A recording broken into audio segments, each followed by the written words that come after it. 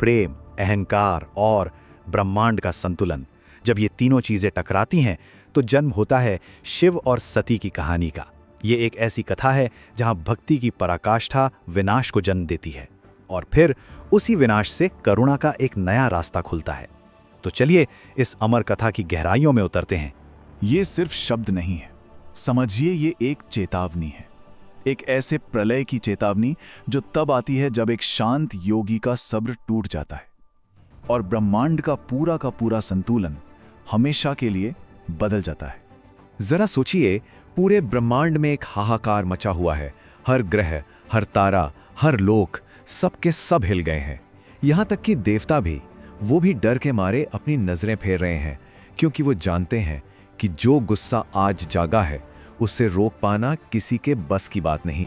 तो सवाल ये उठता है कि वो जो हमेशा गहरे ध्यान में लीन रहते हैं, आखिर कौन सी बात उन्हें इतना भयंकर, इतना विनाशकारी रूप लेने पर मजबूर कर सकती है?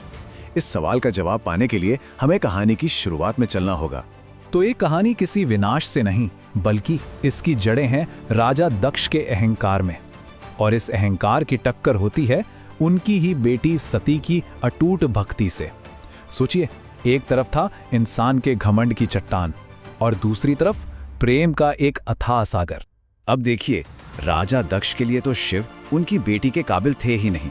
उनके हिसाब से एक शमशान में रहने वाला, शरीर पर भस्म लगाने वाला योगी वो उनकी शाही महफिल के लायक कैसे हो सकता है? सच तो यह है कि उनके अहंकार ने उनकी आंखों पर पट्टी बांधी थी। तो यहाँ दो बिल्कुल अलग अलग ताकतें आमने सामने थी। एक तरफ दक्ष का अंधा घमंड और दूसरी तरफ सती की अटूट श्रद्धा। सती के लिए तो शिव उनका मान सम्मान, उनका सब कुछ थे, और ऐसे में अपने पति का अपमान, वो उनके लिए अपने दिल पर लगे किसी घाव से कम नहीं था। और फिर वो दिन आया, सती अपने ही पिता के यज्ञ में पहुंची, एक बिन बुलाए मेहमान की तरह।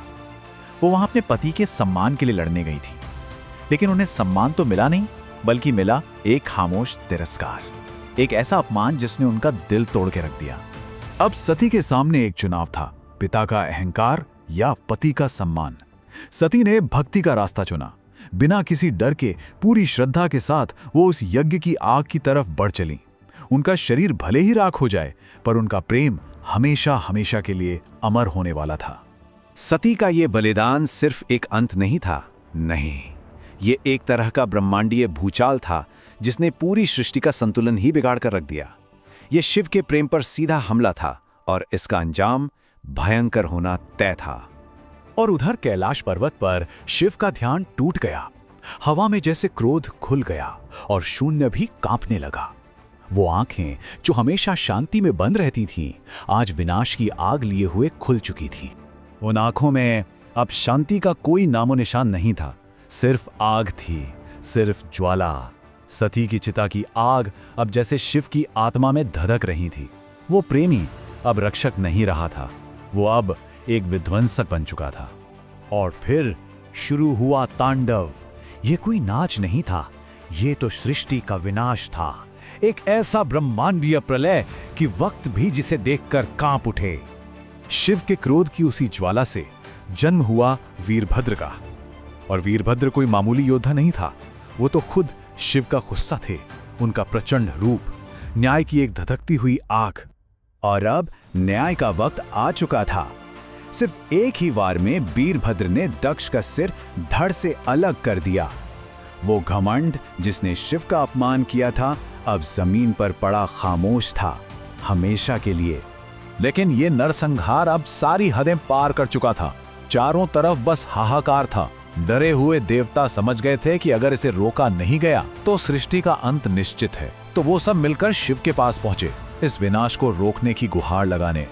देखिए, सती की चिता की आग तो अब भी शिव की आंखों में थी, लेकिन उस भयंकर विनाश के बीच भी शिव ने करुणा का रास्ता चुना।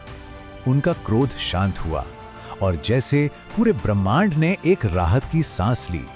उन्होंने सिर्फ अपना गुस्सा ही शांत नहीं किया, बल्कि दक्ष को एक नया जीवन भी दिया। विनाश का वो तांडव थम चुका था और सृष्टि को एक बार फिर से सांस लेने का मौका मिला। तो ये कहानी असल में एक ब्रह्मांडीय चेतावनी है कि जब भी प्रेम का अपमान होता है तो विनाश जन्म लेता है। पर साथ ही ये अहंकार पर भक्ति की और क्रोध पर करुणा की एक आखिरी जीत की भी कहानी है। और आखिर में ये कथा हमें एक बहुत गहरे सवाल के साथ छोड़ जाती है कि क्या कभी-कभी ब्रह्मांड के संतुलन को वापस लाने के लिए विनाश जरूरी हो जाता है? ये एक ऐसा सवाल है जिस पर सोचने की जरूरत है।